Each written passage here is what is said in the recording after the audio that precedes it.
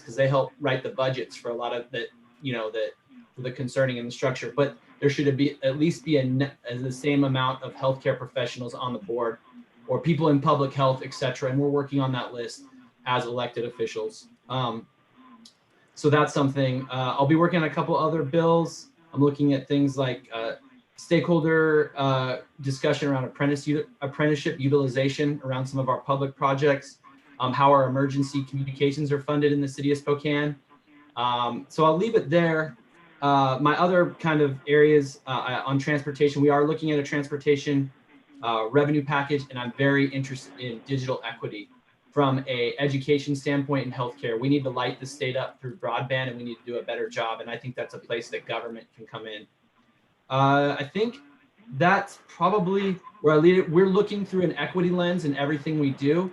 And we're trying to be focused in this legislative session on COVID response, healthcare, making sure we're meeting the needs of our most vulnerable. Police accountability and reform will be one of the topics that we'll be looking at. And I think I can probably leave it there and just say I'm so honored to be your state representative. I look forward to carrying your voices to Olympia. I think we have a great team with Senate Majority Leader Andy Billig, Chair of Appropriations Tim Ormsby, and I like to think that we are looking out for Spokane and our state, and that we get to bring leadership within our Democratic Party for the whole state, coming right out of the 3rd District in Spokane. So thank you all for your time today. Thank you for all the work that you will do, and let's just keep centered on that politics is about, or should be about, improving people's lives and lessening human suffering. And I know you're all focused on that. Thank you. Thank you so much, Representative Riccelli and fellow PCO Marcus Riccelli, Precinct 3300. Nicole, if you could just remind everyone verbally about how to submit their credentials, and then post it once again in the chat box before we go on to Tim. And as well, if you could just give us a brief heads up as to how many folks have already credentialized themselves, so that we can start doing a cross-check and reach out to help people that might not have done so yet. Absolutely. So you would want to visit www.tinyurl.com/3rd LD Reorg, and I have that now sent in the chat. You should have received a unique ID number from Vice Chair at 3rdld.org. I think it was yesterday. When was that, Dave, that they should have received it? Between 11 o'clock in the morning and just past 1 o'clock in the afternoon. All right. So use that to log in. Let me see our current report of how many people we have who filled out the form here.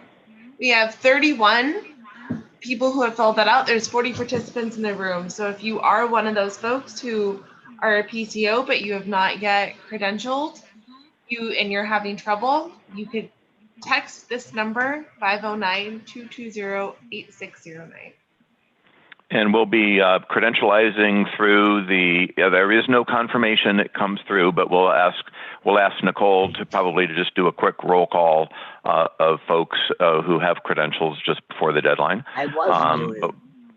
But when we get there. And so we'll end up, we've got Tim that will be chatting, and we also have Mike Pellicciati, who is the treasurer-elect for the state of Washington, who's got some great Spokane connections, so we've asked him to join us as well. And so, Tim, if you could go ahead and unmute yourself, and then tell us a little bit about what you think is going on here in Eastern Washington and or in your bailiwick in the state legislature. That'd be great. Welcome, PCO and State Representative Tim Ormsby. Well, thank you, Mr. Chair. It really is a pleasure to be here and in such good company. I recall my first election as a PCO back in 1992. I think, Marcus, you probably were in middle school about then. And in those days, some of the precincts had names. I was elected PCO to the Eagle precinct. So I'm revisiting my local Democratic roots. It's been a terrific experience. I'm proud to be a PCO again with you all, to join in the fight for justice here locally. I don't know how you all felt about the election, but it took me a little adjustment and some time to mourn and reflect and put things in perspective. Of course, nationally, we at least put an end to the dismantling of the effectiveness of the federal government. Well, beginning January 20th, at least, because some of that dismantling is continuing to go on.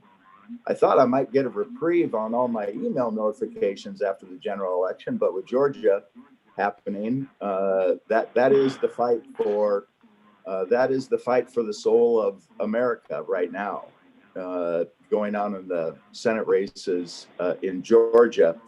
One good piece of news that was a sigh of relief for me was yesterday the federal district court ruled that the elimination of DACA they put an end to it. So we're going back to pre-September 2017 for the rules. I know that is a welcome relief to me and to many families and many individuals and just our community to get that monkey off our back, knowing that was really going to put a lot of people just in jeopardy. And one of the things that we can do in government is just relieve unnecessary anxiety in people's lives. And if we can do that, and we can do it in a simple fashion, it is the human thing to do. This is not a political or partisan thing. This is just a human thing. And relieving some of that suffering and anxiety is what we should be all about. We should be developing policies and budgets that allow people to have some time in their life to experience some joy and experience some richness in their existence. And I would encourage all of you to take enough time for you to personally do that for yourselves with all the other busy things in your life. Locally, I just tip of the hat to all of our candidates at the county, David, Chair Green, and Ted Cummings. Hopefully with the Shelley bill from 2018, with the redistricting of beginning in the next election cycle, 2022, we're going to get some more fair representation. And I know Marcus led the charge in the legislature with a lot of help here locally. That was a huge move forward. Again, and also a tip of the hat to Zach and Tom in the 6th district, to Lori and Lance and John Roskelley in the 4th district. We're a little lonely over in Olympia for Eastern Washington. We could sure use some good mates, and though anyone and all of those folks would have been a welcome, refreshing addition to our regional delegation. We will continue in the tradition of slapping a little Spokane wisdom on the Olympia process without those folks, but sure would have been nice to have them. What's been going on is the only game in town as far as providing relief was CARES Act dollars that was passed last March. That's the last time we had like any official help from the federal government, and we've been distributing that money. We're down to the last few weeks. I will say that our ace in the hole is the point of the spear on trying to get to economic recovery is the Department of Commerce. And the director of the Department of Commerce, our own Lisa Brown, has been doing a fantastic job under very difficult circumstances, making sure that money gets driven out. That does a couple of things. One, it provides for some recovery for people to get back on their feet, again, relieving some of that anxiety, but it also provides stimulus money into the economy. The one reason that we have not experienced super devastating economic impacts is the unemployment insurance investments that both the state and the federal government made. And that puts money in people's pocket. That relieves some anxiety about paying bills, whether it's rent or heat or getting clothes for your kids, whatever it happens to be. That is welcome relief. And Lisa, in true form and as is her nature, has been doing a great job making sure that we have good regional, geographic, demographic distribution of the resources that are out there so that all corners of the state can experience that recovery and stimulus. We've been focused on immigrant relief outside because we get no help on that from the federal government. We're also looking at trying to enhance the unemployment insurance for those folks that are going to lose it the day after Christmas. We want to focus on mental health because we know that regardless of what the statistics say, this is a challenging time for folks. And we know that they're experiencing difficulties at home, and we're going to get a flood of that at some point in this recovery process. And we need to have the wherewithal to front load those investments so that people that are experiencing mental health disruptions have access to good care. Also, we need to make some investments in rolling out the vaccine when it arrives here. And if we can front load some of those investments, and we're trying to discover whether or not these are allowable expenses, we believe it is, to get some infrastructure in place. So with the distribution from the federal government, I think that's a fairly detailed plan. But as President-elect Biden said, it's one thing to have it in place, but how do we get it from those cold storage units into into a medical facility or a vaccine facility? How do we get them in syringes? How do we get them in people's arms? That figured out, and pre-planning on our part, front loading some investments there can be super helpful. Into the future, that's kind of what's happening in the here and now. Into the future, we've had some recent good economic news by the measurements that we call the economic and revenue forecast. And that is only one part of the equation. The other part of the equation is caseload forecast. And the reason that we're looking a little rosy at this point is because K-12 enrollments are down and K-12 pupil transportation expenses are down. And that all has to do with the fact that people aren't enrolled and not, getting transported to school because of the pandemic. If we were in normal times, that savings on the caseload side, $750 million. $750 million of our good economic news is because we have had a lack of engagement in the K-12 system that a year ago would have been totally different. And we've got to figure out how to make school districts bridge the gap between this gap in their enrollments and transportation so that they can be fully functional and get through this school year, the 2021 school year, and be prepared for the 21-22 school year coming up next August, September. The things I'm working on, Marcus, of course, Representative Riccelli, my seatmate, on the House Democratic Caucus priorities. I want to hit them again because I think this is important because our workload is going to be stymied because of the time and the circumstances in which we're dealing with these issues. Racial equity tops the list. I would take an extended economic downturn if we could turn the corner. Not like I have anything to say about it, but just in my own mind, an extended economic downturn, if out of that we could get major advancements in our approach to the pledge that we make and made at the beginning of this meeting, which is liberty and justice for all. And we just can't have a passing fancy for that. We really have to be invested in that outcome, liberty and justice for all. The COVID-19 pandemic, of course, is going to be top of mind. Economic recovery, because these are dire circumstances, and global climate change. Anything that we can do to start that downward trajectory and greenhouse gases and humans' impact on our natural environment. Myself, I'm going to be working on housing when we get over there outside of the large budget issues, because we have a myriad housing issues out there that span the entire spectrum. We have to make sure that people have a safe place to start their day and to come home to.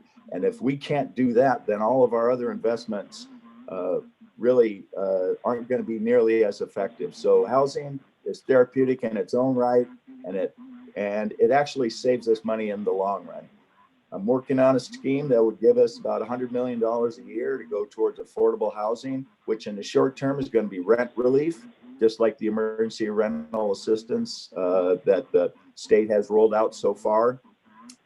Really looking forward to our police accountability and sentencing reform as well. So interactions with peace officers, and then once folks are in the criminal justice system, making sure that we have a fair sentencing thing, that we're not stacking enhancements on top of people, that we're giving them an opportunity to re-engage in their community and be effective and responsible and interactive citizens.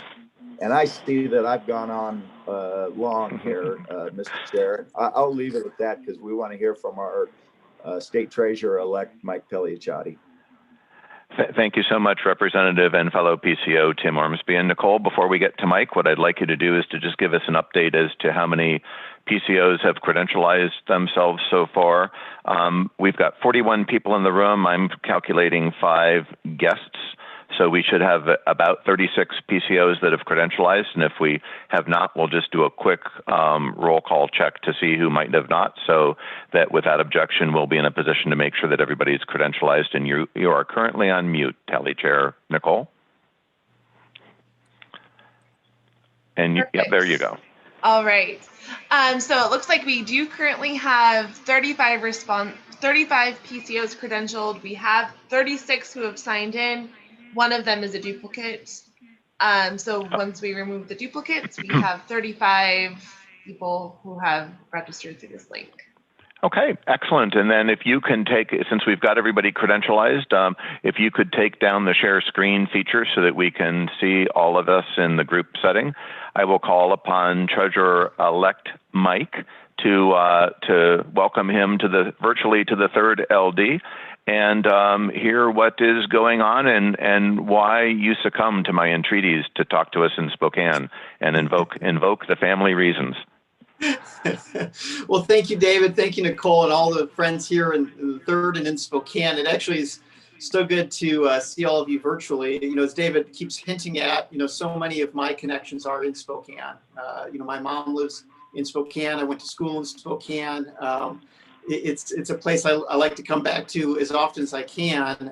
Usually for Gonzaga basketball games, whenever I can fit that in. It's obviously, you know, many of you I'm sure have heard that the Gonzaga Baylor game was canceled today, which would have been something that would have been an unspeakable conflict between the Spokane reorganization taking place and the Gonzaga Baylor game. But you know, one of the things I guess I just want to start off by saying is, you know, Spokane was such a key part of our successful campaign against the Republican incumbent for state treasurer. You know, many of you, you know, may have heard by now in our successful campaign, we were the only Democratic campaign in the nation that beat a statewide executive incumbent in 2020. Nowhere else in the nation did a Democratic campaign beat any statewide executive official. Governor, lieutenant governor, treasurer, auditor, lands commissioner, agriculture commissioner, you name it. We were the only successful Democratic campaign, and we did it through the grassroots help of so many of you. And I cannot tell you how much I appreciate that. As many of you know, so much of what I've worked at in campaigns is getting corporate campaign donations out of politics and getting those campaign entanglements out of politics. And we won our statewide campaign with no corporate campaign donations. We showed that with grassroots support, you know, the changes we can make. And, you know, many of you have heard me say that there is no position where it is more critical not to have those corporate campaign donation entanglements than the position of state treasurer that is involved so much in investing your money and doing the good work on behalf of the financial interests of the state. And so, you know, I just wanted to start off by saying thank you. Actually, I first want to start off by saying it's great to be back in Spokane, even virtually, because it's something I enjoy doing. And then two, I wanted to start off by saying thank you because so many of you were so key in our successful campaign, both in person before COVID, when I was in Spokane quite a bit for the campaign, and then since then, visiting so many of the Spokane meetings, whether it's the Magnuson Democratic Club whether it's the 3rd, whether it's Spokane County, Dems, you name it. I was out a lot. And I also want to take this moment, we just had a chance to hear from Representative Ormsby. I always use the opportunity whenever I'm back in Spokane to tell you what you already know, which is you have one of the most fantastic legislative delegations in the state. Between Senator Billig, Representative Ormsby, Representative Riccelli, I am serious when I say there is, well, maybe I'm a little biased. I still like the 30th where I represent, but separate from the 30th, there is probably no better delegation. And Representative Ormsby, as he always is very modest. And when he's talking about all the good stuff that's being done in Olympia for Spokane, so much of the good stuff, not just in the 3rd, frankly, so much of the good stuff throughout the Spokane area is a result of people like Representative Ormsby, Representative Billig, and Representative Riccelli, Representative Ormsby, and Senator Billig really leading the way throughout Eastern Washington and the Spokane region. So I know you know that, but I always like to restate it so you have validation and peer review outside of Spokane telling you what you already know, which is what a great delegation you have. Look, I'm really excited to start off as treasurer. We're going to be starting off with the transition team in a little bit. Representative Ormsby doesn't know this yet, but he's going to get a call from me later today asking him to be on my transition team as we go through a lot of the work to really make sure the treasurer's office is best serving the interests of working families and retired people going forward. And Representative Ormsby has been such a great leader on the financial issues of our state. As you know, he's chair of our appropriations committee in the House, and has been a real great source of not only support but really a great partner in my treasurer campaign as we move forward. And I look forward to addressing a lot of these budget challenges so that we maintain our good bond ratings, but make sure that we're best serving the interests of working families and retirees as we go forward. So, I could go into a lot of detail, but I know you have important work to do. I wanted to take this moment when I heard from David Green about your meeting and the invitation to make sure I joined you. I will be joining you at a lot of other Spokane things, as I always do, and I can't wait in 2021, hopefully, to be able to do that in person again, as we did before COVID, because it's so good to see so many friends on this call. Thank you so much, Mike, and congratulations on your wonderful statewide win as our treasurer for the next 4 years. We really appreciate all the work that you put into that campaign. Thank you. It's good to see you all. Thank you so much. Yep. And before we close the sign-in process, Nicole, could we just double check to make sure that precinct 3104 was able to get registered? That person has indicated to me privately that they may have had some difficulties. And you are on mute, Tally Chair Nicole.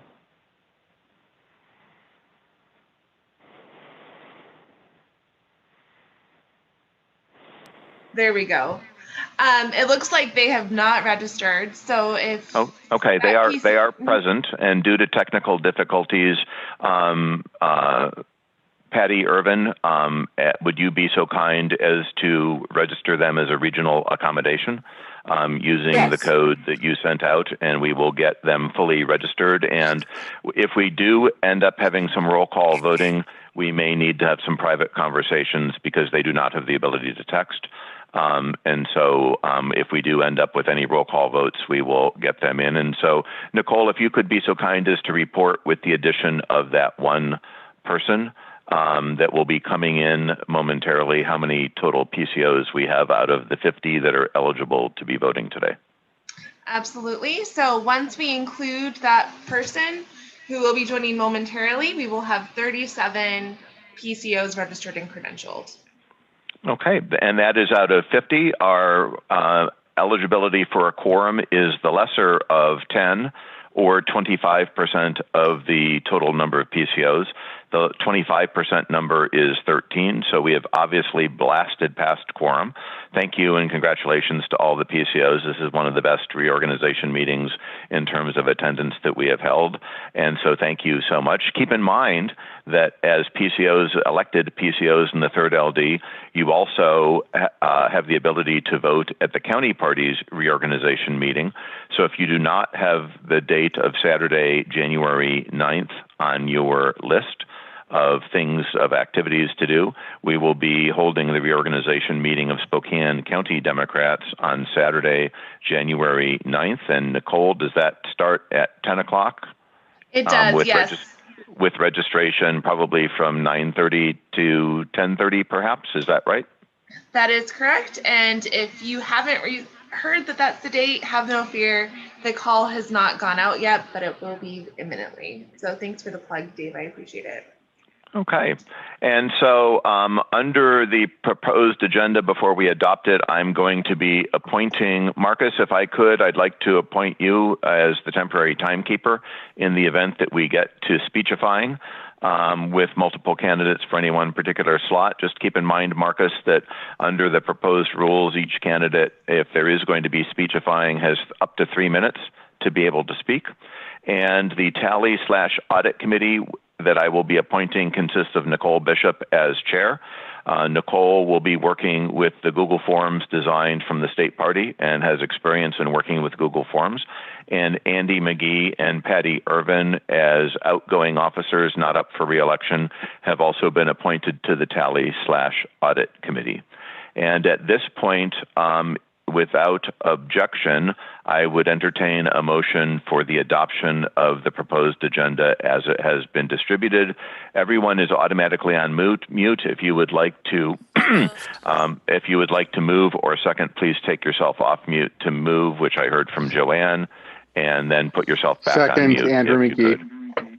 Andrew McGee is a second. Are there any proposed changes to the adoption of the agenda as it was distributed? None appearing. We'll do this on a voice vote. All those in favor, please take yourselves all off mute for a moment. All those in favor of adopting the agenda as distributed, please say aye. Aye. Aye. Aye. Aye. Aye. Are there any objections? Are there any no votes to the adoption of the agenda? The agenda has been approved. At this point, without objection, I will ask for a motion to adopt the rules as distributed. So moved. Joanne Fleming, 3109. Is there a second? Second. No. Thielen, 33. Okay, I heard from both Nola in 3102 as well as Adam in 3330, and so we do have a second. Are there any suggestions for changes to the proposed rules? Yes, Bill Foreman, 3200. I have a move that we in bullet 2 strike the second sentence and replace it with a Zoom text chat shall be enabled between any and all participants. Is there a second to your motion, Bill? I'll leave it open to the group. This is a clarification is all. I'll second that. Okay, and so it has been moved and seconded that, Bill, you're proposing that the entire second sentence shall be deleted from the proposed rules? In the bullet 2, the entire second sentence shall be deleted and replaced with a Zoom text chat shall be enabled between any and all participants. Okay. Is there any discussion? Bill, would you like to speak as to why you are in favor of that motion? And then if for those that might be opposed, if you could raise your hand in Zoom, that way we can be in a situation where we will be identifying speakers that way. Okay, basically my thought is it's important to democracy that we be able to communicate. I don't see any problems or any disruption with allowing people to text, whisper text, or even text to the whole group. And I think that one of the things about these virtual meetings is we can't really see if someone's hand is up. And I just feel more confident if people would be able to, in the group chat, warn people if things are going astray. And I definitely feel like I mentioned this to you earlier. You said that there were some difficulties in changing the settings. My thought is if necessary, we could just start a brand new Zoom call with those changed settings. Thank you. Thank you so much, Bill. Is there anyone who would like to speak against the motion? Please raise your hand within Zoom. But I can't raise my hand because I'm a co-host. Yeah, I would like to remove my second because I think I didn't understand what was being said. seems very technical, so I don't quite understand what the issue is, I guess. So right now we're only allowed to whisper to the chair or the co-chair. We can't whisper text to each other. And so Bill, I'll go ahead and explain. So so the state party had sent out suggested rules for LPOs to use. And we, as the executive board, adopted the suggested rules from the state party. Bill has proposed that we enable Zoom chat. Chat is the function that we have been using to see if there's any problems with people. And he is proposing that the rules be modified so that every person can chat either privately or publicly with any other person. And so I will not speak either in favor or against the motion. But Joanne, I do know that you have asked for recognition with your permission. Michael Kirk, I see that your hand is raised. Do you wish to speak in objection to the motion?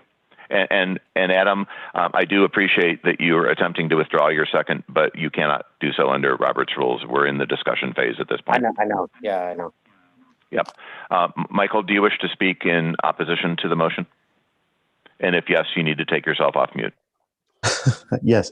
I would, I'm not in firm opposition to the concept, but I do have something to say in opposition in general. Yeah. I'll defer to Michael to speak before me. Okay. Go ahead, Michael. All right. Michael Kirk, precinct 3121. Absolutely, we generally have the ability to speak to each other. We cherish that as part of democracy, being able to communicate. When it gets to the point of the meeting with a chat that's wide open, it's actually a different model than just being able to text or talk to the person next to you. There's a really strong potential to derail a speech, to essentially be talking over someone by having it chime in the background as people are speaking. And I really feel for what Bill is reaching for here. But at the same time, we saw a fairly nasty turn in the conversation in a chat at the county election of new officers this summer. I don't know, I would feel more comfortable not enabling the disruptive behavior. Generally speaking, we have access to each other's contact information, and we have the agenda in advance to be able to speak about things. But if something does come up, we also all have control of our own mute buttons. So if needs be, if things really go off the rails, something can be done. But I'd rather not enable things going off the rails. Thank you, Michael. Is there anyone who would like to speak as a second speaker in favor of Bill Foreman's motion? If you would like to, please either raise your hand in chat. If you're on the phone, please hit *9. Or if you need to, simply unmute yourself and speak if you would like to be a second speaker in favor of Bill's motion.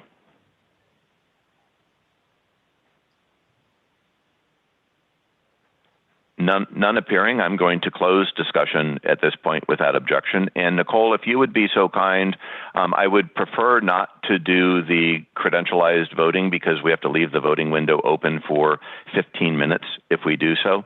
And so what I would like to do is to ask everyone to take yourself off mute. And I'm going to read through the names. Actually, Nicole, if you could, do you have a listing of the credentialized PCOs where you could be calling on them and then reading their names and keeping just one moment, please. If you could be so kind as to do a roll call vote in person, if we've got the capability of doing that, because I think we can do that within less than a 15-minute time period.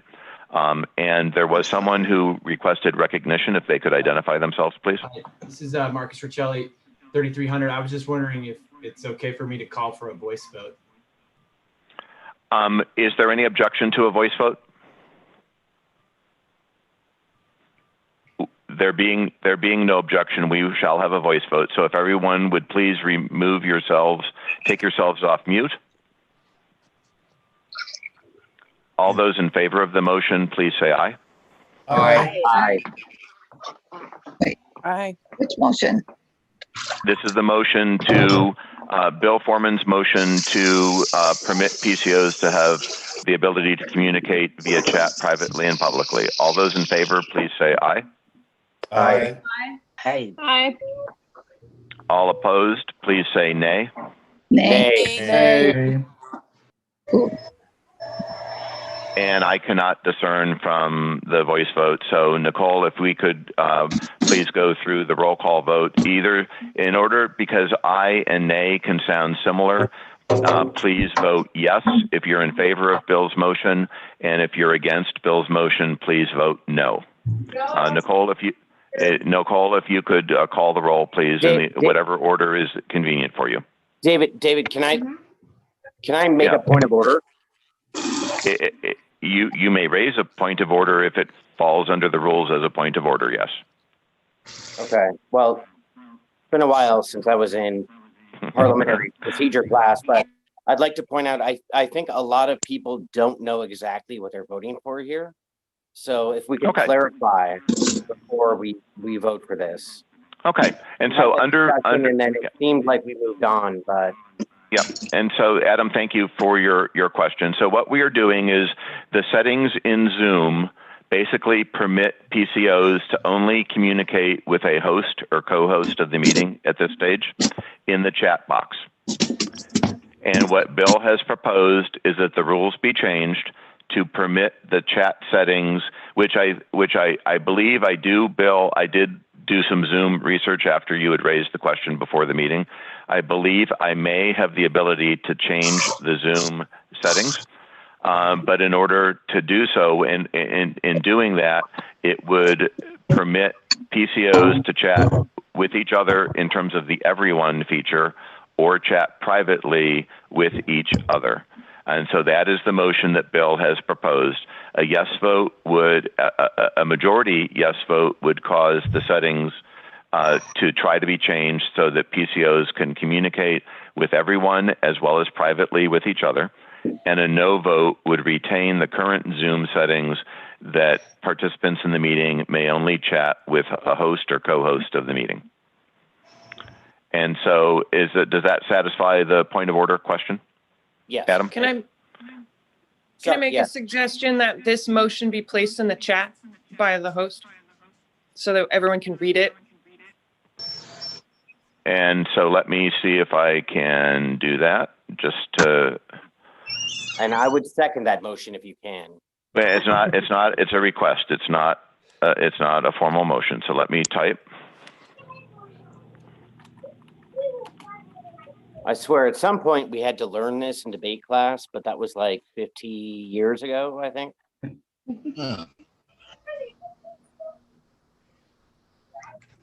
I never actually thought we'd have to use this in real life.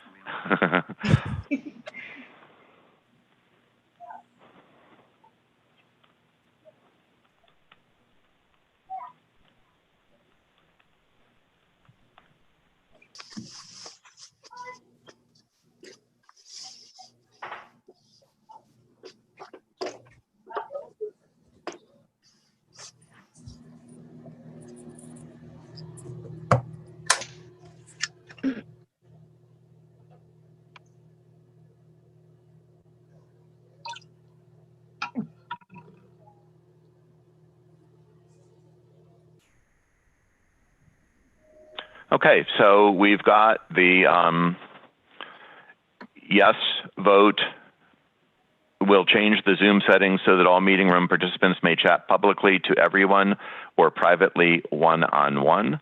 And a no vote will keep the Zoom settings as is, only chat privately with the host and co-host. And just as a heads up, Nicole and any of the co-hosts, please do not use the Zoom chat to set to everyone, because that's what the rules were. So they should only be private chats. And so if you,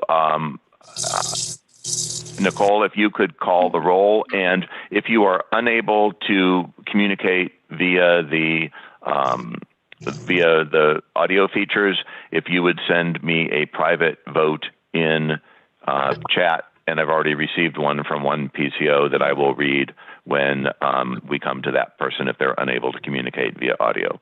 So Nicole, if you would call the roll, and if you wish to change the settings, please vote yes. If you wish to keep the settings as is, please vote no. Great, thank you very much, Chair Green. So first, I'm going to go in alphabetical order. We have Adam T.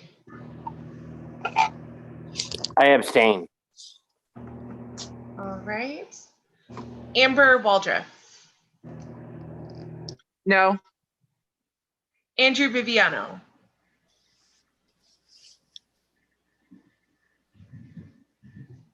All right. Andrew McGee. No.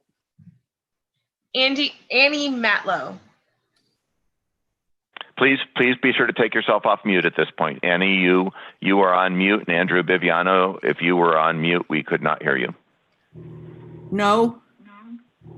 Did you hear me? I did, yes. We hear you now. Yep. And Andrew, I'll go back to Andrew Viviano just in case you were on mute. Andrew? All right. Ashley Schultz. Yes. Brian McClatchy. No. Christina Momono. No.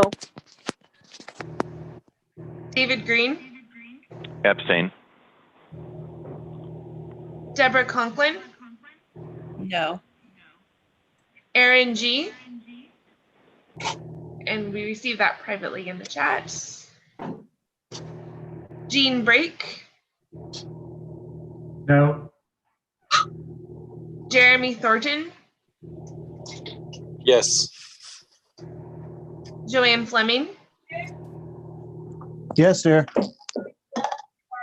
Yes, Jordan, let's go. Sorry, I was on mute. Oh. No. Sorry, I'm not on mute, am I? John Alder. No. John Lemus. No. Great. Candy Craig. Yes. Here. Lou Hill. Abstain. Great. Lauren Schubring. Yes.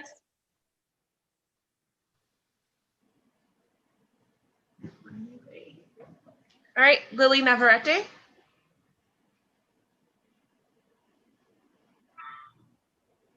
Lily stepped away, I believe. She had another All right. meeting. Marcus Ruccelli. I'll abstain. All right. Marion Hennings. Abstain. Great. Marcia Curlis. Can I say something, Nikki and David? She's having trouble with her audio and in the Zoom on her computer. She's been texting me her votes. That's fine. She's Feel free to act on her behalf under the reasonable accommodation rule. she's saying no. All right.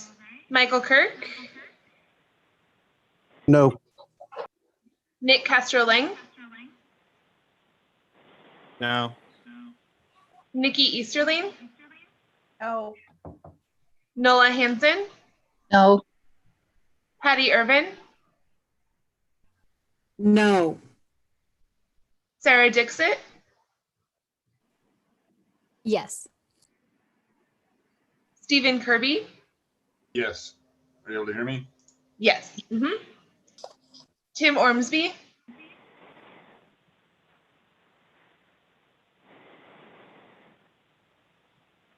All right. Wesley. I'm sorry, Nicole. Oh, sure. Great. It took me a minute. Yes. Great. Wesley Ivers. Yes. Bill Foreman. Yes. William Kilpatrick. No. Great. Give me just a moment here and I will tabulate the total of. Nicole, Yes. you call my name. This is Mary Winkus. Oh, I didn't see you credentialed. Thank you for that, Mary. One moment here. Okay. And Mary, also Kathy Gunderson. you guys And must have been. also Kristen Crowder. Okay.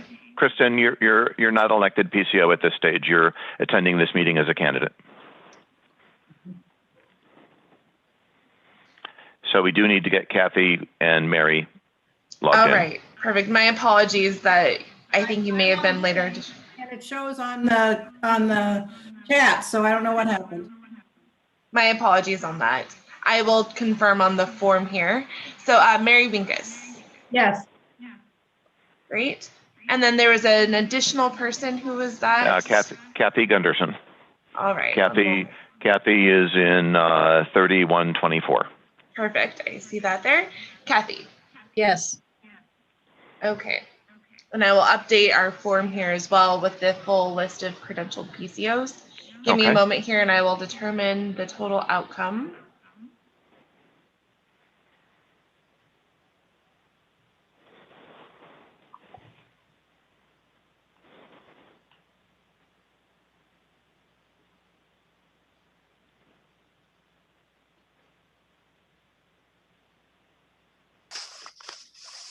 Hey, Dave, I don't know if you saw there's a hand up.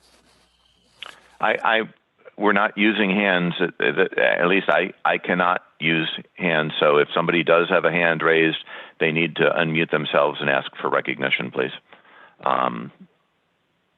Since it's difficult to monitor everything. Aaron, it looks as though your hand is up. Aaron Georgian in 3125. Yes, and I was just going to make a format suggestion just because I had to attend 2 really long board meetings with voting like this. And I sent those suggestions to you and I apologize. I can take my hand down now.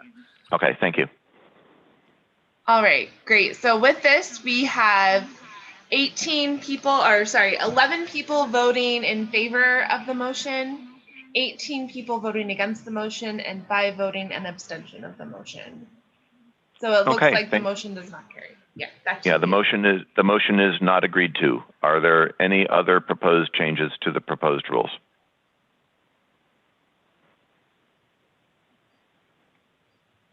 None appearing. All those in favor of the proposed rules, please by the way, please all take yourselves off mute. All those in favor of the proposed rules, please say aye. Aye. Aye. Aye. Aye. All against the proposed rules, please say no.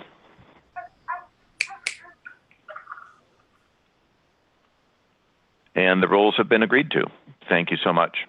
And Bill, thank you for bringing that to the attention of the body. I appreciate the opportunity to test out our systems, and it was a good motion. And thank you for the consideration. Yeah, thank you. And so, just from a big picture perspective, right now we have of our 6 elected officer positions, we have chair, vice chair, 2 state committee member positions, and 2 county representative positions. The process is going to be, Nicole is going to be stepping in to run the election of the chair. We had the ability to have all the positions self-nominate before the meeting. Those were sent out on Tuesday via email as well as snail mail. We had self-nomination, 1 for chair, 1 for vice chair, 2 for state committee members, and 1 for county executive board representatives. We have the ability for nominations from the floor as well. Only an elected PCO may nominate from the floor. I am aware of 1 candidate for county executive board representative who will be nominated from the floor. And from a big picture perspective, if we only have 1 candidate for any 1 position, we will ask for a vote by acclamation and not have to do a roll call vote. When we call for nominations, and Nicole, this is a hint to you, that when we call for nominations from the floor, we have to do it 3 times. And so Nicole will say, are there any nominations for chair? and she'll wait, 10 or 15 seconds. Are there any nominations for chair? Wait 10 or 15 seconds. Are there any nominations for chair? If there are none, the nominations are closed, and then we can move to a vote by acclamation. We'll repeat that process for vice chair for the 2 state committee positions. I do know that for the executive board representative, we will have 1 nomination from the floor at least. And if there are contested elections, our rules provide as to how we go through that process. There will be a voting via the Google form with a 15-minute voting window for each position. For where we are electing 2 people, the people that we elect may not share the same gender identity. And so if we get to the position where we have a contested race and we're using that, we'll be making it clear as to what people's gender identities are so that we can ensure that we follow the state party rules that the candidates that we elect do not share the same gender identity. And that's the overview of the election process that I'd like to go through. And without objection, what I would like to do is turn the meeting over to Nicole as temporary chair to have the temporary chair run the election of the office of chair. Thank you, Nicole. Perfect. Thank you very much, David. So currently we have 1 person, David Green, who has already been nominated, but at this time, I would like to accept a nomination from the floor, should there be any.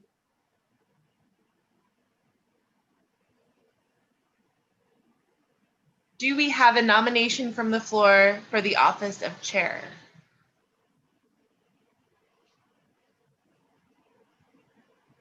All right, and I will ask an additional time.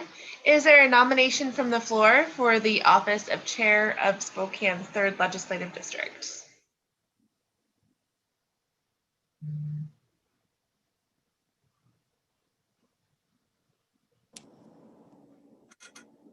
Okay, it appears as though there are no nominations from the floor.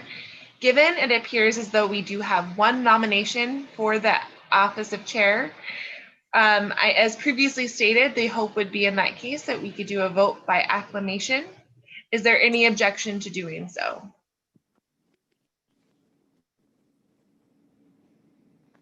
Are there any objections? And just for the sake of 3s, I will ask one more time. Are there any objections to voting David Green as party chair by acclamation? All right, congratulations, Chair Green. I will pass the handling of the meeting over to you. Thank you so much, Nicole, and thank you everyone for your vote of silence with respect to the office of chair. I was really, and I've spoken to this privately with Joanne, I was really hopeful that that there was going to be a coup d'etat this morning and that I was going to get voted out, but I will gladly serve for the next two years. Because I did tell Joanne that if there is a successful coup d'etat, the object of the coup never knows about it until it actually happens. And so, unfortunately, my hopes and dreams were shattered this morning. But I have to tell you, you are not that lucky, David. You are not that fortunate. Nobody's going to launch a coup against you. Yeah, thank you, Adam. And so. We are that fortunate that you get to continue to be our chair. Yeah. Yes, we are. Thank you, Nola. And so at this point, we have 1 nomination of Lucretia Lou Hill for the office of vice chair. And I will open up the floor to nominations from the floor for office of vice chair. Are there any nominations from the floor for the office of vice chair of the 3rd Legislative District Democrats?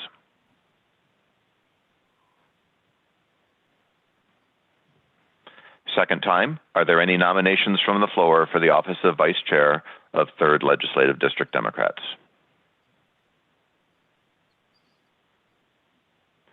And for the 3rd time, are there any nominations from the floor for the office of vice chair of the 3rd Legislative District Democrats?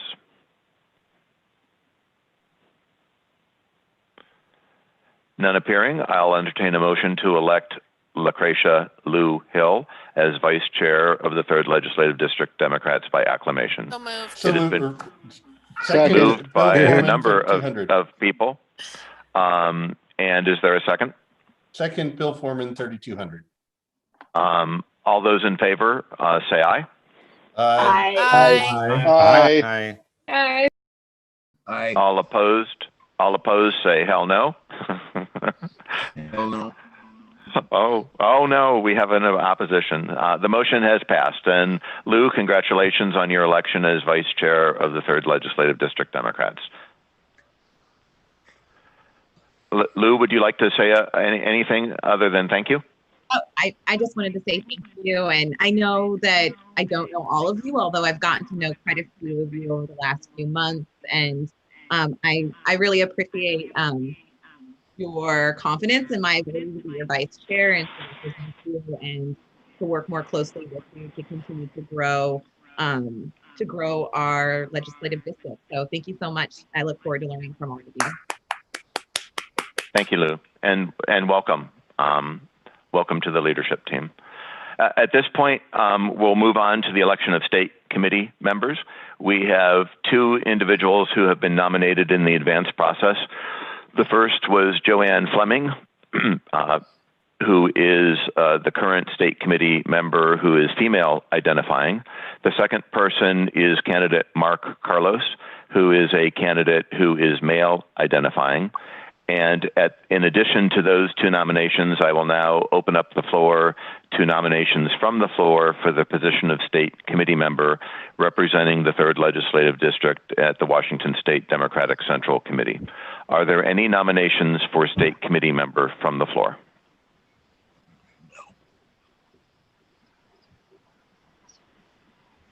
Are there any nominations for state committee member from the floor? And for the 3rd time, are there any nominations for state committee member from the floor? Nominations are now closed, and I will entertain a motion to elect Joanne Fleming as a female identifying member of the Washington State Democratic Central Committee and Mark Carlos as a male identifying member of the Washington State Democratic Committee member to represent the 3rd Legislative District. So moved. Nola Hanson, 3102. Seconded. Yes, seconded, Adam, 3330. It has been moved by Nola 3102 and Adam 3330 that we elect Joanne and Mark by acclamation. All those in favor, please say aye. Aye. Aye. Aye. All those opposed, please say no. The motion has passed, and welcome Joanne as a re-elected member of the State Central Committee. And Mark Carlos, congratulations to you as an elected member representing the 3rd LD moving forward. And Joanne, if you would like to say a few words, and then Mark, after Joanne speaks, I'll call on you to see if you might want to say a few words. Yeah, I'm really excited to represent the 3rd Legislative District to the State Committee again. Hopefully I will be reappointed to the Rules Committee. We have a lot of work yet to be finished and new work yet to be accomplished. Please, if you don't have my cell phone number or my email address, I will put them in the chat. I would love to hear from all of you anytime. I 100% am open to hearing all points of view. I want to hear all points of view. It's my job to represent all of you to the executive committee. My agenda means nothing. It's about all of you. So if you have questions or concerns or something that you want brought forward, please reach out, let me know. I'm grateful and honored. Thank you so much. Thank you, Joanne and Mark. Welcome as our newly elected state committee member. And would you like to say a few words? Yes, thank you, Chair Green. And also I would like to say a thank you to my predecessor and my PCO, Andy McGee. And also congratulations to my fellow officers. Most of you know me, but to those who don't, I look forward to meeting you and working with you. What I lack in age to this board, I bring in with energy. So I hope you're ready to let's bring our hopes and dreams to the Central Committee, and Spokane has arrived. Thank you. Thank you so much, Mark. We have one person who was nominated in advance, John Lemus, who is male identifying for county party representative, and I am aware that there is at least one person who is interested in serving us as a female identifying representative to the county party's executive board. And Patty, I don't know if you saw the private chat that I sent to you, but I think you and I had chatted earlier about whether you might be willing to nominate that person from the floor. Yes, I would like to nominate Kristen Crowder. Thank you. And Kristen was an appointed PCO through November 30th and will be a reappointed PCO moving forward. So we have Kristen Crowder, who has been nominated from the floor. Is there anyone else who is interested in running for the office of County Executive Board Representative from the 3rd Legislative District? This is the first call for additional nominations from the floor for that position. David, I had messaged you in the chat, but I'd like to nominate Sarah Dixit. Okay, and so we have Sarah Dixit, who is also being nominated for representative, from a female identifying representative from the 3rd Legislative District to the county party's executive board. And so that's call number one. Is there a second? This is the second call for nominations for county party executive board. Are there any other nominations from the floor for county party representative from the 3rd Legislative District? Yes, Lily Navarrete, who had to leave the meeting, asked that someone nominate her from the floor, and since no one has yet done so, I will go ahead and do so. She's interested in running for this position as well.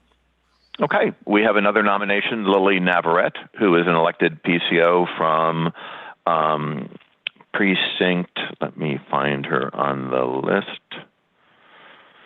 Now that we have 50 people on here, it's not as easy as it used to be. Lily is an elected PCO from 3208. So that is the second call for nominations. We now have the third and final call for nominations from the floor for county party representative to the Spokane County Executive Board. Are there any other nominations?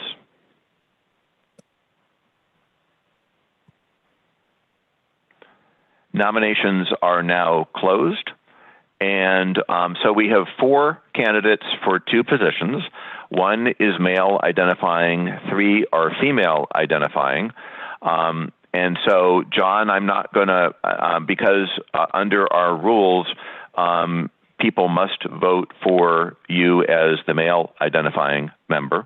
I'm going to ask the candidates for the 3 female identifying positions to speak. Marcus, if you would be so kind as to get your stopwatch ready.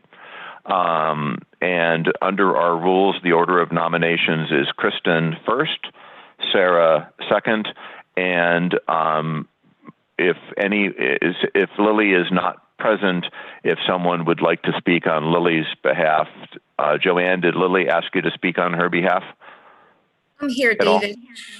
Oh, Lily, you are here. Thank you. Yes. Thank you for popping up. And so we'll have, I believe the rules provide for 3-minute speeches. And Marcus, if you could just give a shout out that you're ready with your stopwatch time clock feature, that would be great. Ready. Okay. And Kristen, feel free to start your 3-minute process whenever you are ready to do so. You are currently on mute, Kristen. Hello, most of you don't know me. My name is Kristen Crowder. I'm fairly new to involvement with the party. Just to give you some background on me, I used to be an art teacher. I am currently a physical therapist assistant. I'm originally from the South, from Alabama, Georgia, Texas, and Tennessee. So I kind of bring some experience with that. I started to pay attention to the news and the goings on after Trump was elected. That got my attention. And I realized the danger that our democracy was in. And I wanted to be a part of not letting us lose our democracy. So I started volunteering briefly with the Lisa Brown campaign, and then I volunteered for Ben Stuckart and Brian Begg's campaign for mayor and city council vice president. And through that process, I got to know some people in the county party, and I joined the leadership team of Democracy Together with Lee Taylor. And with them, we were doing workshops to recruit volunteers to work on, campaigns on into the future. And I led some of those workshops. I have a lot of ideas for fundraisers for the county, and I want to be very much involved in helping recruit more people and supporting candidates running for office locally. I am in the process of learning Adobe Illustrator as an artist, and I would like to offer my services also to make campaign art,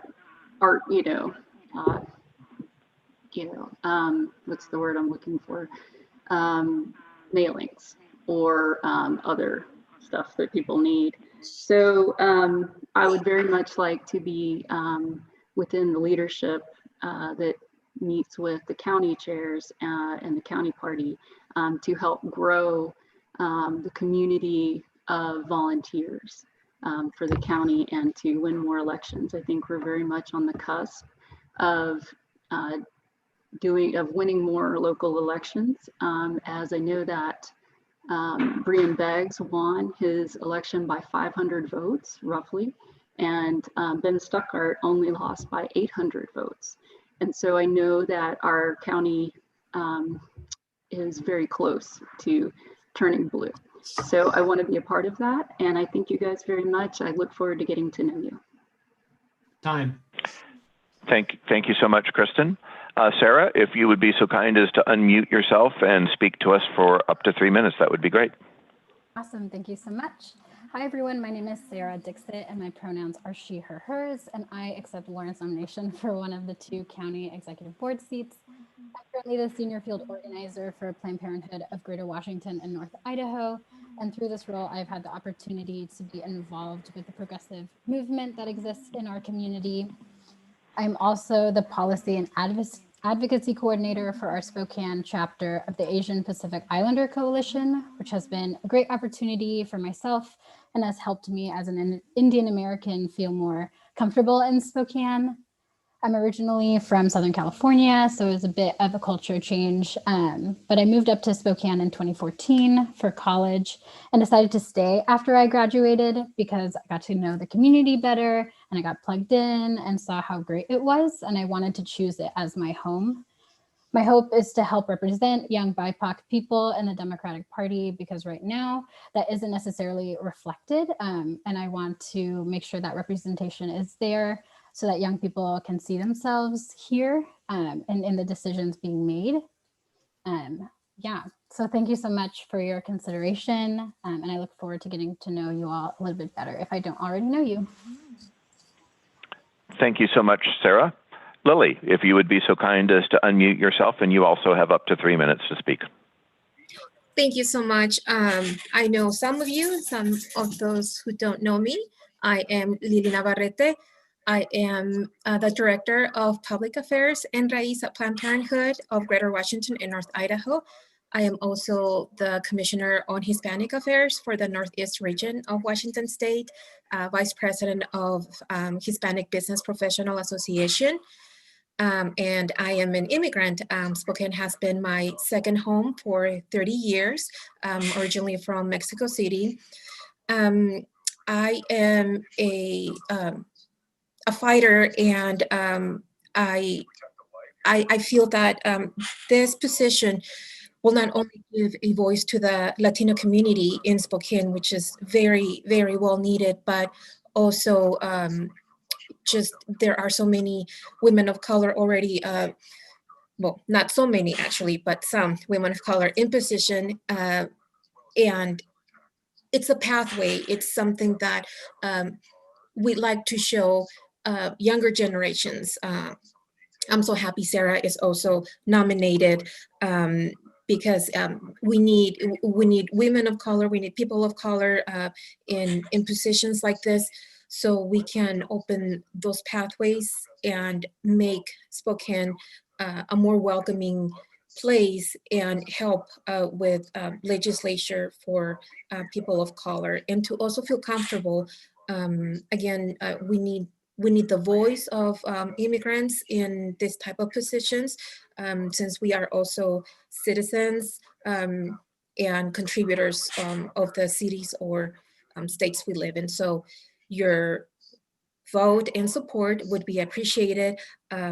But if not, I'm more than happy, and we have great people running against me or with me. So thank you. Thank you so much, Lily.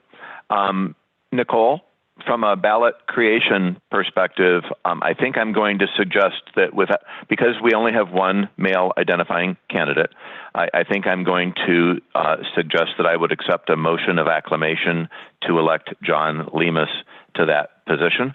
And then with the ballot that will be created, we'll simply have the 3 female identifying candidates on there.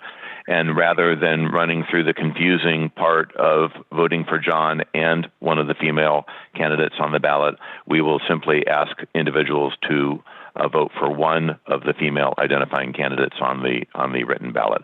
So at this point, without objection, I will ask for a motion to elect John Lemus as our county party representative to the executive board by acclamation. I'll move that. This is Nick. And so it was moved by Nick Casterlang in 3327, and the second is from Joanne Fleming, 3109. Oh. 3109. All those in favor of electing, please take yourselves off mute at this point. All those in favor of electing John Lemus by acclamation as our county executive board representative as the male identifying candidate, please say aye. Aye. Aye. Aye. All opposed, please say no.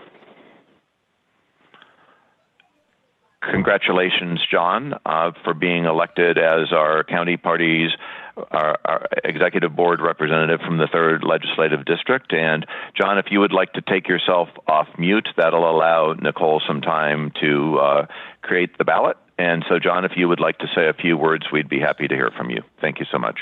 Sure. Thank you, David. Thank you, everybody. I'm really looking forward to serving in this position. There are not a lot of people with developmental disabilities who are involved in the Democratic Party. I was probably the first staff person on a campaign here in Spokane. And that really lit the fire under my belly to get more people involved with disabilities in the county party, as well as county parties across the state of Washington. I'm looking at putting something similar together to emerge, but it would be for just people with disabilities, both men and women who were interested in getting involved, not only at the county level, but also running for office. So very excited to serve in this role, and thank you all for your support. Thank you so much, John. Nicole, would you please remind us as to how many credentialed voters we have? I know we had a number at one point in time, and that may have been adjusted due to the adjustments that we identified during the roll call vote. So if you could remind us as to how many credentialed eligible voters we have. Absolutely. Give me one moment just to confirm.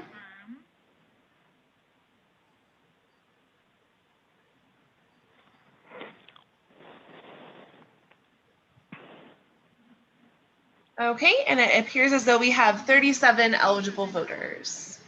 Okay, so we have 37 eligible voters, and I'm going to use my handy dandy accountant's 10 key. A majority is required to elect, and that means we will need to have 19 votes will elect on the first ballot. If we fail to have a majority elected on the first ballot, the lowest number of votes person will be knocked off and we'll have a runoff ballot. And Nicole, have you created a tiny URL for the election? And do the candidates appear in the order in which they were nominated, which was Kristen first, Sarah second, Lily third?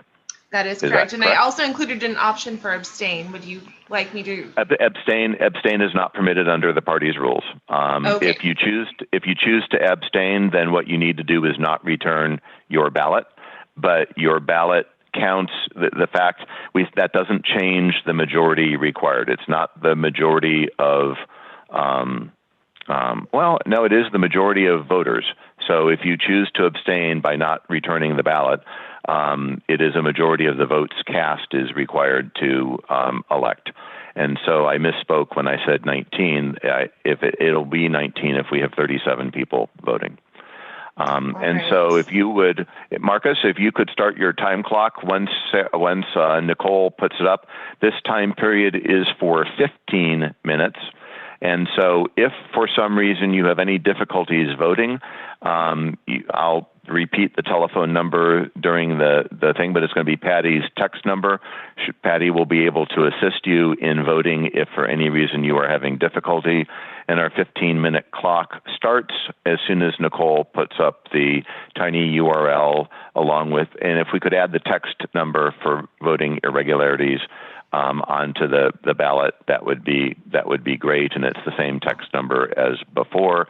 And I realize you might not have had that on there. So if you need just a minute or two to get that on there, they'll be fine. Yeah, can you recite that to me one more time and I'll get it typed in right now. Sure, Patty, if you would be so kind as to announce your text number to Nicole, either privately or publicly, that would be great. And Patty, you're off mute now, so go ahead. 509-220-8609. 8609, Patty, is that right? Yes. Perfect. And so Patty is listed as a co-host of the meeting. So if you have any difficulties voting, please either communicate privately with Patty or send her a text. She has the ability to vote on your behalf if you are incapable of doing it as a reasonable accommodation under our rules. And so Nicole, whenever you are ready, feel free to share your screen and display the tiny URL on the line. Perfect. So first I'll go ahead and send it over in the chat. And at that time, Representative Riccelli, if you'd like to start the time, it is tinyurl.com/eboardrep. And I will get that on the screen that I will share as well.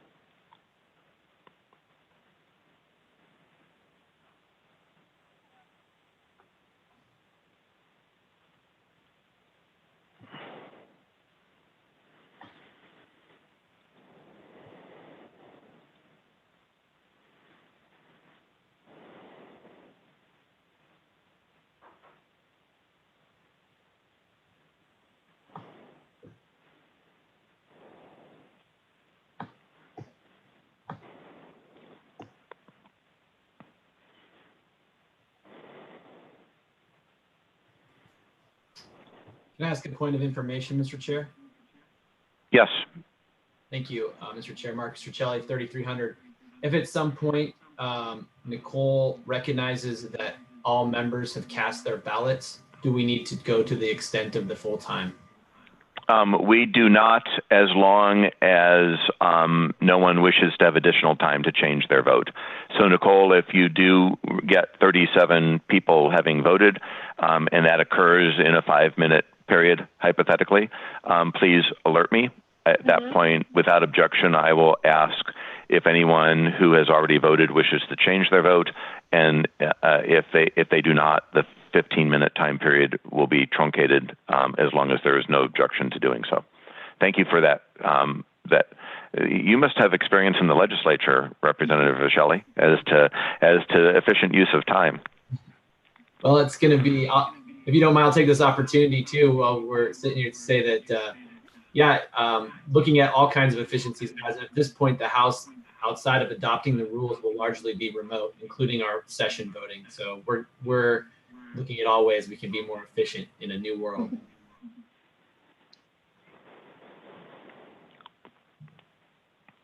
And so as a reminder, if you have any problems with your unique voter ID passcode, please text or privately chat with Patty Irvin. Patty's text number is 509-220-8609.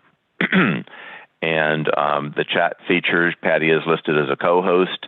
So if you need assistance in voting under the reasonable accommodation rules, you may text her privately, and you may also privately communicate to her via the chat function. And Nicole, at this point, how many people have approximately voted? We have 30 people who have presently voted, so they're coming in fast. Okay, that's excellent news.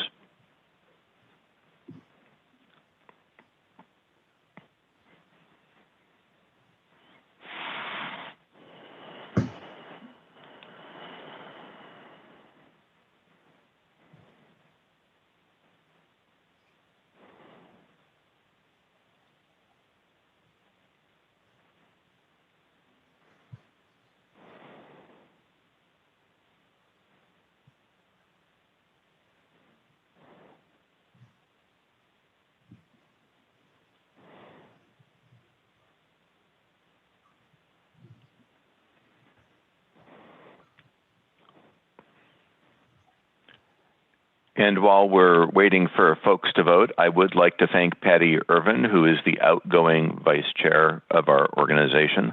Patty has served us tremendously well over the last 2 years. The vice chair is a member automatically of the county party's executive board, and Patty has done an excellent job in that role, serving as sometimes the voice of reason on the county party's executive board to bring niceties and reasonable approaches to the county party. And Patty, while we're waiting for voting to conclude, I would like to ask to see if you might have any remarks for the body. And once again, thank you for your service for the last 2 years.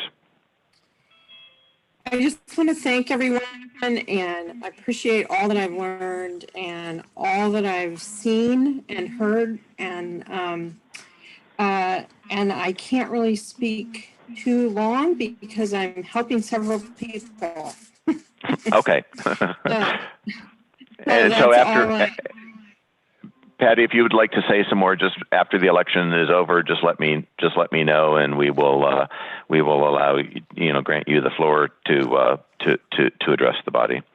And Andy McGee, you are the outgoing state committee member. I believe it is your intent to run for state committee member representing the county party.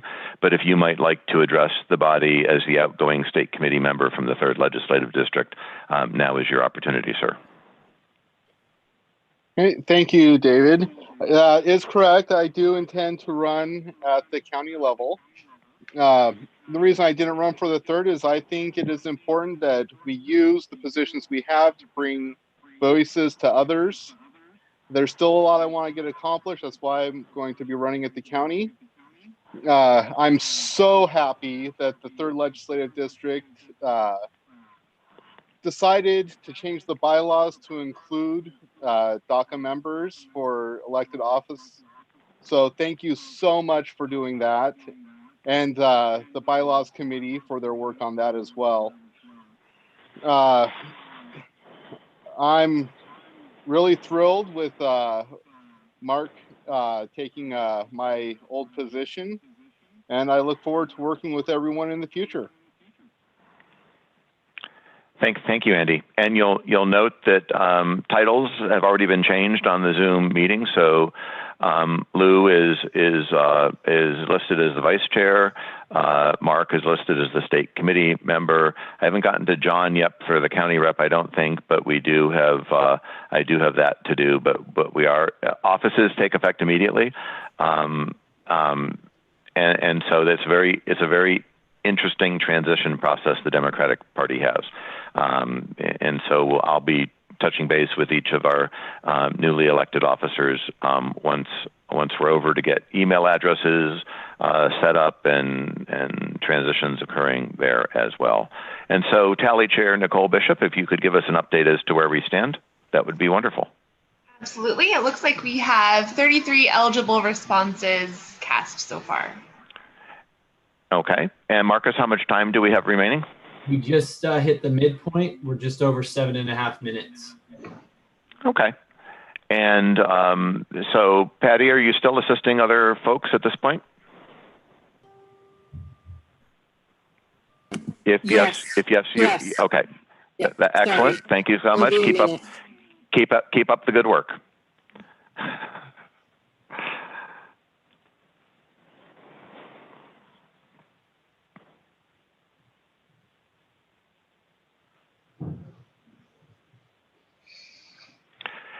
Nicole, while we're waiting for additional qualifying votes to come in, would you like to talk a little bit about the, I believe you're planning on calling a special meeting of the county party's PCOs, which at this stage would be elected PCOs only.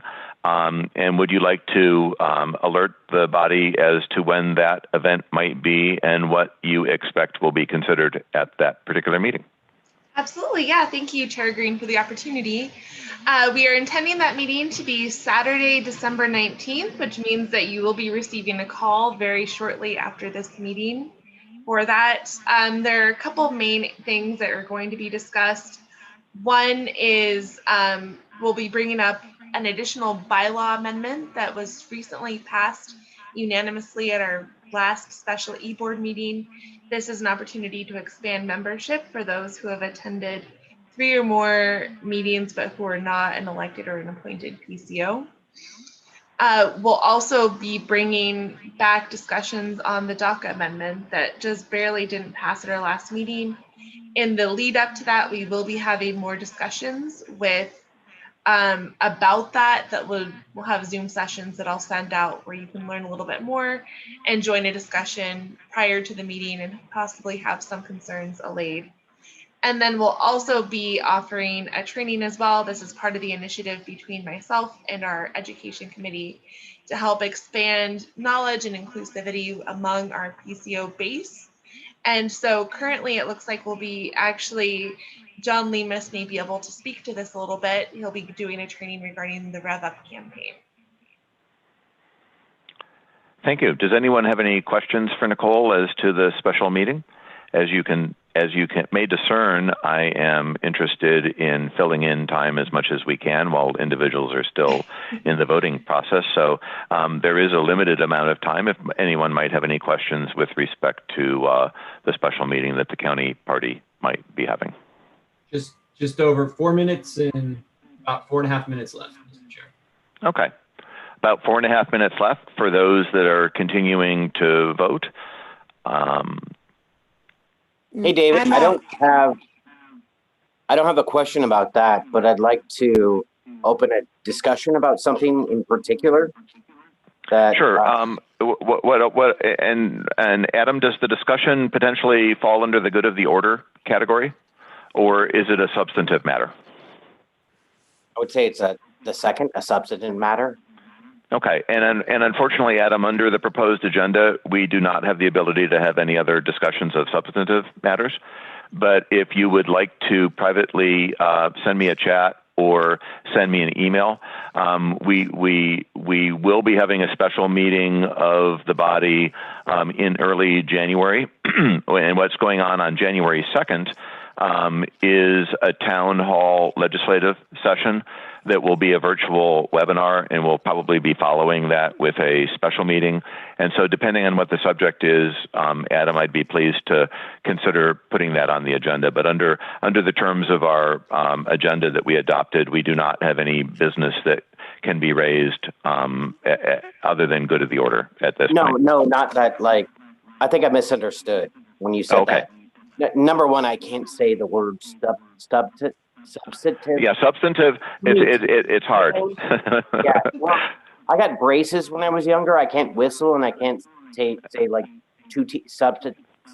yeah. Anyways, I just wanted to bring up just a general. If we're talking about things, I wanted to bring up the fact that I think the party, by just our own certain bylaws right now, by having one male and one female, is there a way that we're going to approach that in the future? Just yes, and so yeah, Adam, thank you for the comment. Basically, the rules have been amended at the state level, which apply whether or not we've amended our local bylaws or not. So that the rules used to say one female, one male, and now the rules say that the people that are elected may not share the same gender identity. And so I talked about male identifying and female identifying, but only in the context that no one who was nominated was nominated with a gender non-binary identification. And so in the proposed rules, they delineated that if we had choices among multiple gender identities, the choices were basically we could elect one male identifying, one gender non-binary identifying, or one female identifying, one gender non-binary identifying, or one male, one female. So the state party, as well as nationally, has adopted gender non-binary as a third alternative.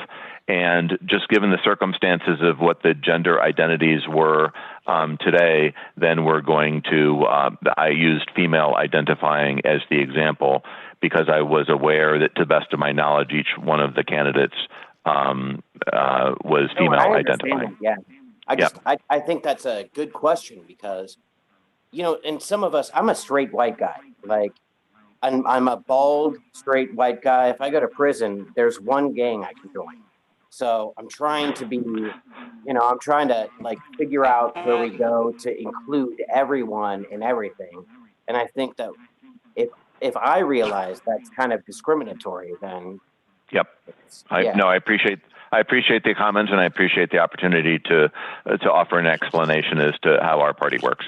Yeah, I was curious. Yeah, thank you. Yep. Yep. And Marcus, where do we stand? 30 seconds. And Patty, you're all set? Yep. Okay. Nicole, how many people have voted? 36 people have voted, so we're okay. So we're gonna wait. We're gonna wait till the expiration of the 30 seconds. So Marcus, if you could do a 10-9-8, that would be wonderful. Oh, whoops! 7, 6, 5, 4, 3, 2, 1. Time. Thank you. Nicole, do you need to have anybody virtually look over your shoulder from the tally committee before you announce results, or are you reasonably comfortable? I'm happy to have that, though I am reasonably comfortable. The votes actually among the 3 candidates did reveal a majority of 52.8%. So I feel confident with the figures as they're stated. Okay, and keep in mind that the rules do provide that results may be audited after the meeting. And so, Nicole, with 36 votes, that means that an individual would have to achieve 19 to receive a majority. And if you would be so kind as to, do you have the ability to share your screen and share the results with how people voted blocked out, or would you prefer to do it verbally?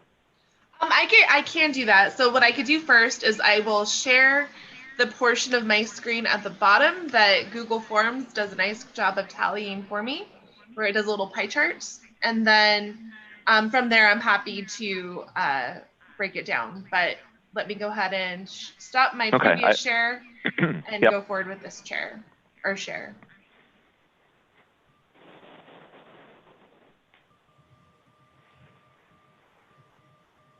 All right, so you see here on the screen, it shows that we had 36 responses.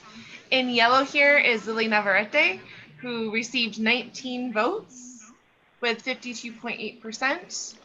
We had Sarah Dixit with 11 at 30.6%, and Kristen Crowder with 6 votes at 16.7%. Thank you, Tally Chair Nicole. And as a result of achieving a majority on the first ballot, we have elected Lily as our county party's representative to the E-Board. And I would like to thank all three candidates for running, Kristen, Sarah, and Lily. And Kristen, I know we're going to welcome you back as soon as the county party holds its reorganization meeting in January. We're able to reappoint you as PCO for your precinct. And now that you've stepped forth with a willingness to serve, I'm going to be calling on both Kristen, you, and Sarah to see if I can strong arm you into playing a more active role in the 3rd Legislative District Democrats. And if that's not the right place for you, we'll get you involved in the county party as well. You'll be here Lily, for sure. Yep. Lily, would you be so kind as to take yourself off mute and to speak to the body? I'd appreciate it. Thank you, David. Thank you all who supported me.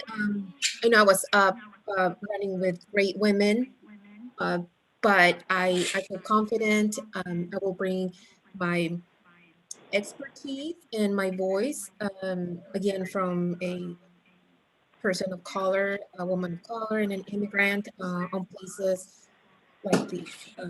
So thank you for the opportunity. I am so looking forward to work with you all and make Spokane just a great city for everyone. Thank you. Thank you, Lily. And congratulations, Lily, on winning. And thank you, Kristen and Sarah, for running. And we are at the stage of the meeting where we have good of the order. And what good of the order is, for those that are new to the party, good of the order is the ability to make announcements, to share good news and other items of general interest. It is not appropriate during good of the order to offer substantive or items of business to consider. But if you would like to have a good of the order, and I see Marcus is indicating he would like to have a good of the order.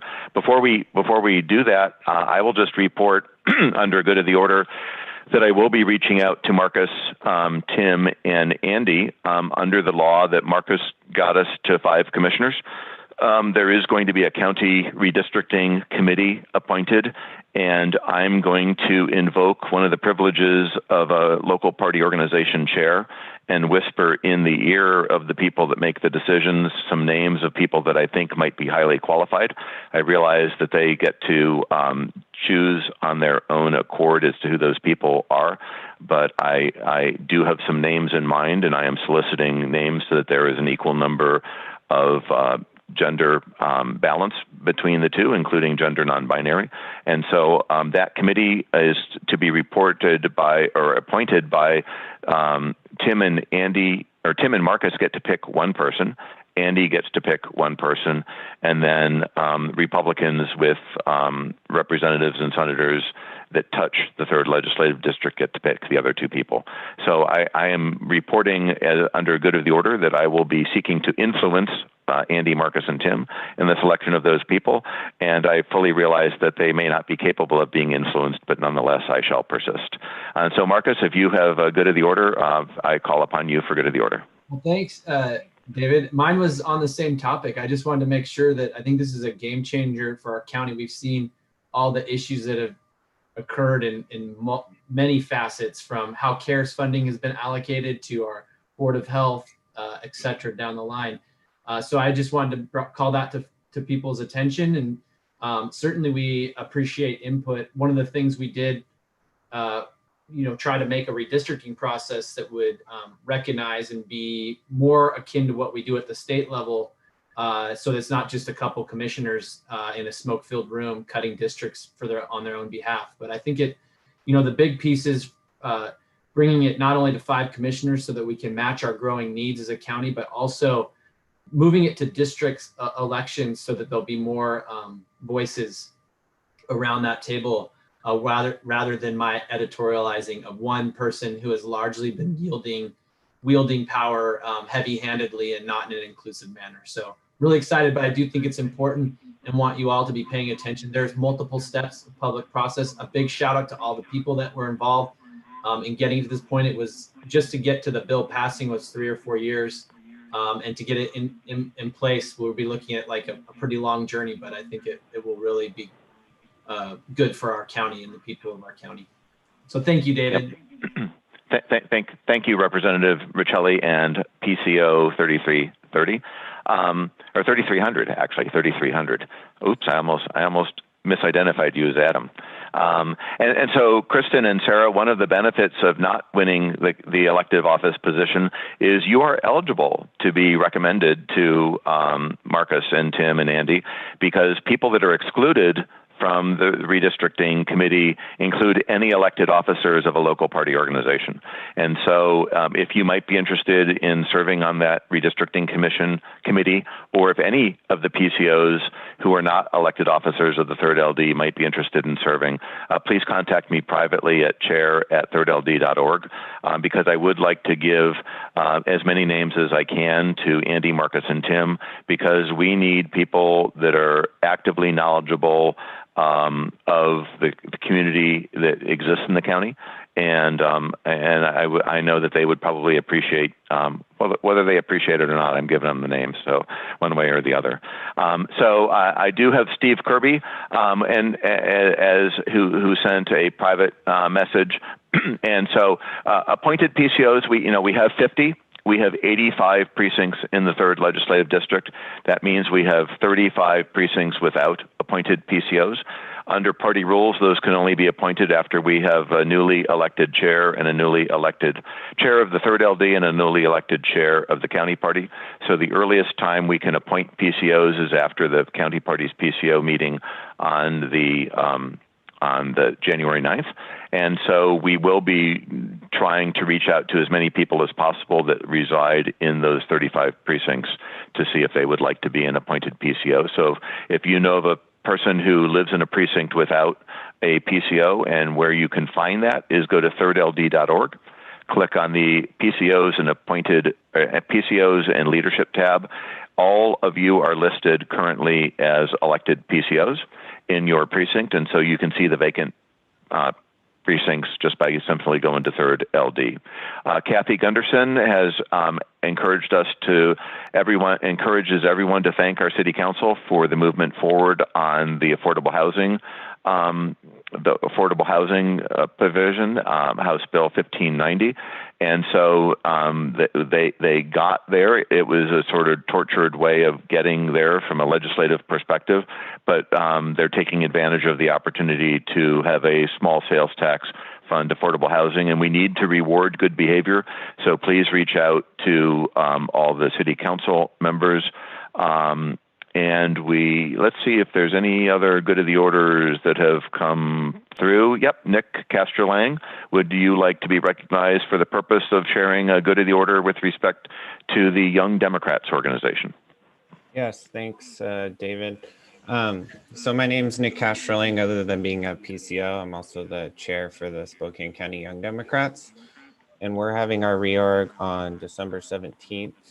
I realize it's also the same time as the 4th legislative district, but hopefully no one here will be going to that meeting, so that shouldn't be a conflict.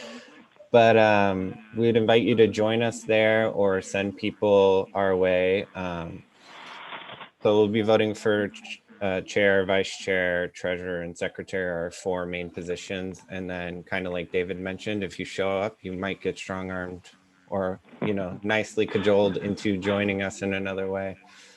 So if you're looking for something maybe a little less formal, but a good way to hit the ground running and look for some leadership roles, I invite you to join us then. Delve further into it. So any information would be nice. Okay. Yeah, don't say anything yet, because we don't even know all the information. Yeah, I'm not saying shit. Tell you before we get it. Lou does not know that her microphone is on. And so, Nick, would you be so kind as to identify the definition of young? Because I am 63 years old, but young at heart. Do I qualify to be a young Democrat? Sadly, we do have an age limit. It's 36 and under.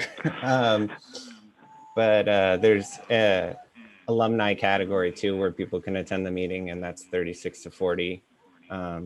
You know, Marcus always shows up too, so we kind of like. Yeah, although I include did him in there. appreciate getting the half lifetime award at like 34 because it kind of seemed like I was going to only live to 68. But anyway.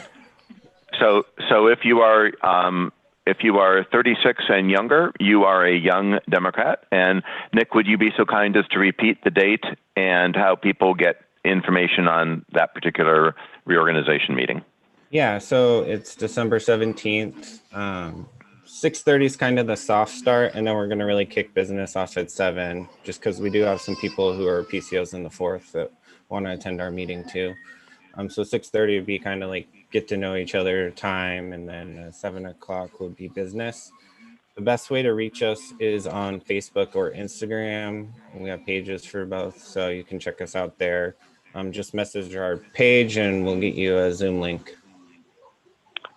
Super. And Nick, if anyone wants to contact Nick, one of the benefits of the Third LD's PCO and leadership page, thirdld.org, is Nick's email address, and everyone else's email address is on that page. So if you would like to contact Nick and share that you are 36 and under, feel free to head over to thirdld.org, head to the PCOs and leadership tab, scroll down, look for precinct 3327, and you'll find Nick's name as well as Nick's email address. So feel free to reach out to him. Any other good of the order items that people would like to bring to the attention of the body? I just want to mention the first time I met Marcus Rosselli was at the Young Democrats convention, and I did some stand-up there, and it turns out those guys, you don't have to be under 35. They know how to hang out and have good conversations.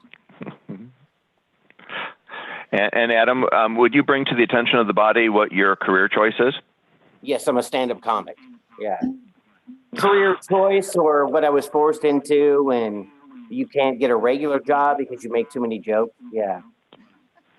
So I'm just bringing to the attention of the body that if you want, 2 years from now, you could have a professional comedian be your chair or an officer. I just want to bring that to the attention of the body. You just got reelected, Dave. Stop trying to get out of it. Yeah. What I told David was what you could have 2 years from now is a good speechwriter that knows how to make good jokes. I would love to stay out of the spotlight and just shine my light on you guys. If you want to run, I'm here. Thank you, Adam. Any other good of the order to bring to the attention of the body? Nola Hanson, I see your hand is really raised, not virtually raised. So go ahead, Nola. Hi, my name is Nola, 3102, and I just want to remind everybody that Georgia is still in play, and we should do everything we can to support John Ossoff and Reverend Warnock. So, thanks. Yep, and just to bring to the attention, the alumni of the Hamilton production are having a fundraiser a week from this Sunday, a week from tomorrow, that will benefit both candidates as well as the Georgia Democratic Party. Suggested donation is whatever you choose to donate. It's a Zoom meeting. If you head over to the Third LD's Facebook group, there is a link to that. It's patterned off of what the Wisconsin State Party did. They had who did they have? I'm losing track of it. They had amazing reunion meetings. They had the cast of a movie get together. They had just some amazing things, and they raised millions and millions of dollars, $10 or $15 at a time, by using this virtual Zoom thing. So the cast of Hamilton is having a reunion get-together of some sort that'll benefit the Warnock and Ossoff and Georgia Democratic Party campaigns. That information is available on the Third LD's Facebook group, not the Facebook page, but the Facebook group. Any other good of the order? I'll just say thank you one more time to David, Joanne, Andy, all of my teachers, and for what a wonderful experience, and good luck, Lou, and everyone who's been elected or nominated today, because with a leader like David, you cannot lose. You cannot lose. Thank you for your kind words, Patty. And Patty, thank you again for your service as vice chair. Thank you for your service today as troubleshooter on the voting side. And Nicole, it's always a pleasure to have virtual voting be tabulated by somebody that can understand how the system works. And so thank you, Nicole, chair of the county party, for stepping in today as our tally chair. And thank you to each and every one of you for spending some time with us today. Without objection, this meeting is adjourned. Thank you. Appreciate it. Thank you, everybody. Thanks, Thank you. everyone. Thank you. Congratulations to the new board. Congratulations, everyone. Have a good week.